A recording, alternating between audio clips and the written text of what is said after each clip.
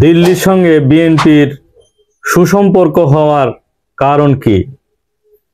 আসলে নেপথ্যে কি কারণ লুকিয়ে আছে এই ভিডিওটি পুরো দেখলে আপনারা বুঝতে পারবেন যে দিল্লির সঙ্গে বিএনপির সুসম্পর্ক হওয়ার কারণ। এখানে বলা হচ্ছে, বিবিসি বাংলা আজকে একটি খবর প্রকাশ করেছে, সেটি হলো দিল্লির সঙ্গে বিএনপির সুসম্পর্ক হওয়ার একটি কারণ, সেটা হলো জামাত ইসলাম বাংলাদেশের সঙ্গ ত্যাগ। বর্তমানে জামাত ইসলাম বাংলাদেশ দিল্লির জন্য একটি সমস্যা। তারা মনে করে যে জামাত ইসলাম হলো মৌলবাদী। এই মৌলবাদী এবং যে ইসলাম পন্থী যে দলগুলো, এই দলকে আসলে ভারত কখনোই পছন্দ করেন না। এই কারণে যখন 5 আগস্ট 2024 মনে করা হতো যে বাংলাদেশের সঙ্গে ভারত শুধু একটি দলের সঙ্গে সম্পর্ক রেখেছে, সেটি হলো আওয়ামী লীগ। কিন্তু পরবর্তীতে যখন আওয়ামী লীগ সরকারের পতন হয়েছে, তারা ঠিক বুঝতে পেরেছে দিল্লি যে আওয়ামী লীগ যেভাবে পতন ঘটেছে এবং তারা নেতাকর্মী সহ যেভাবে পালিয়ে রাতারাতি সবাই দিল্লিতে আশ্রয় নিয়েছে, কোনোভাবেই আওয়ামী লীগ আর কামব্যাক করা সম্ভব না রাজনীতিতে। এই মনে করে তারা বিএনপির সঙ্গে সম্পর্কের উন্নতি ঘটিয়েছে। এখানে বলা হচ্ছে যে বিএনপির সঙ্গে দিল্লির একটি সুসম্পর্ক তৈরি হয়েছে, কিন্তু তারা একটি শর্ত দিয়েছে যে জামাত ইসলামকে ছাড়তে হবে। কিন্তু জামাত ইসলামের দীর্ঘদিনের বন্ধু এবং সঙ্গী বিপদ আপদে তারা একটি জোটবদ্ধ দল তৈরি করেছিল, কিন্তু এই জোটবদ্ধ দল বেশি দিন তারা থাকতে পারেনি। হঠাৎ কি বা কেন, কোন কারণে, কি যুদ্ধ অপরাধীদের যখন থেকে বিচার শুরু হয়, তখন থেকেই আসলে জামাত ইসলামের সঙ্গে একটি বিএনপির সম্পর্কের একটি দূরত্ব সৃষ্টি হয় এবং তারা যুদ্ধ অপরাধী হিসাবে যখন পরিচিতি লাভ করেছে, তারপর থেকে বিএনপি কেন যেন জামাত ইসলামের সঙ্গে একটি সম্পর্কের অবনতি ঘটতে শুরু করে এবং তারপর থেকেই আসলে এই সম্পর্কটি এখন লুফে নিয়েছে হলো দিল্লি। তারা যখনই জামাত ইসলাম বাংলাদেশের সঙ্গে বিএনপির সঙ্গে যখন খারাপ সম্পর্ক যাচ্ছিল, এই টাইমে যখন আওয়ামী লীগ সরকারের পতন ঘটেছে, ঠিক তখনই বিএনপির সঙ্গে একটি সুসম্পর্ক তৈরি করেছে দিল্লি এবং এর প্রধান শর্তই ছিল যে জামাত ইসলামের সঙ্গ ত্যাগ করা।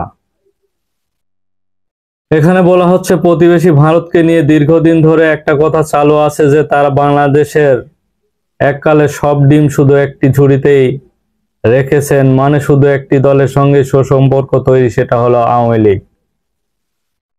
এবার দিল্লিতে রাজনীতি এবং নিরাপত্তা কূটনীতি পর্যবেক্ষকরা মনে করছে যে ভারতের বিশেষ কয়েকটি দাবি এবং প্রয়োজনে যদি বিএনপি ইতিবাচক সাড়া দেয়, তাহলে ভারতকে দিক থেকে বন্ধুত্ব এবং সহযোগিতার হাত বাড়াতে কোনো অসুবিধা থাকার কারণ নেই।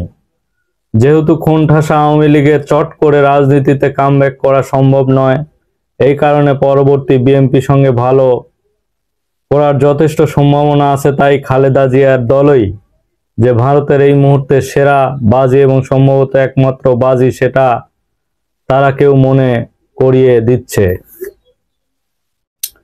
এই পটভূমিতে ভারতের দিক থেকে সম্পূর্ণ একটি কারণে বিএনপির সঙ্গে দিল্লির এখন একটাই সম্পর্ক স্থাপনের সুযোগ তৈরি হয়েছে, কারণ দীর্ঘদিনের সঙ্গী জামাতের সঙ্গে বিএনপির দূরত্ব। এবং ঢাকায় ভারতের সাবেক হাই কমিশনার রিভা গাঙ্গুলি দাস বলেন যে ডেফিনেটলি জামাত এবং বিএনপির মতবিরোধগুলো এখন খুব স্পষ্ট। ওনাদের একজন বড় নেতা ওটাকেও বলেছে যে কোনো অ্যালায়েন্স হওয়া সম্ভব না এবং এটি জটিল নিশ্চিত। ডেভেলপমেন্টগুলো ভারত সরকার নিজেদের তরফ থেকে খুব সতর্কতার সঙ্গে দেখছে এবং অ্যালায়েন্স করছে। ভারতের পররাষ্ট্র মন্ত্রণালয়ের বাইরে কোনো দেশের অভ্যন্তরীণ রাজনীতিতে হস্তক্ষেপ করার এমনি কোনো কারণ নেই, তবে বাংলাদেশের ক্ষেত্রে পরিস্থিতি অবশ্যই কিছুটা ভিন্ন বলেও মনে করা হচ্ছে। এবং 2014 সালের নির্বাচনের আগে তখনকার যে পররাষ্ট্র সচিব সুজাতা সিং ঢাকায় গিয়ে বিএনপি এবং জাতীয় পার্টির শীর্ষ নেতৃত্বের সঙ্গে বৈঠক করেছিলেন এবং সে সফরে বিতর্কিত কম হয়নি। এরপর থেকেই ভারত যদি প্রকাশ্যে অন্তত বাংলাদেশের ঘরোয়া রাজনীতি থেকে নিজেদের দূরে রাখার চেষ্টা করে, কিন্তু জামাতে ইসলামপন্থী এবং ইসলামপন্থী দলগুলোকে নিয়ে ভারতের আপত্তি একেবারেই কোনো গোপন বিষয় নয়। তারা স্পষ্টই প্রতিবাদ করতে পারে যে জামাতে ইসলাম একটি ইসলামপন্থী দল। এই কারণেই জামাতে ইসলামকে সবসময় দূরে রেখেই একটি সমঝোতা সৃষ্টি করবে ভারত। এই কারণেই বিভিন্ন দিক থেকে বিএনপির সঙ্গে একটি সম্পর্ক উন্নতি ঘটেছে, এটি বলছে বিবিসি বাংলা। দেখা যাক পরবর্তীতে বিএনপির সঙ্গে যে একটি সম্পর্কের কথা চলছে এটি কতদূর উন্নতি হয় এবং বাংলাদেশের স্বার্থ বিলোপ করে বিএনপিও যাতে করে দিল্লির সঙ্গে কোনো চুক্তি বা বাংলাদেশ বিকিয়ে দিয়ে কোনো সম্পর্ক তৈরি না করুক, এটাই আমরা চাই। ধন্যবাদ সবাইকে।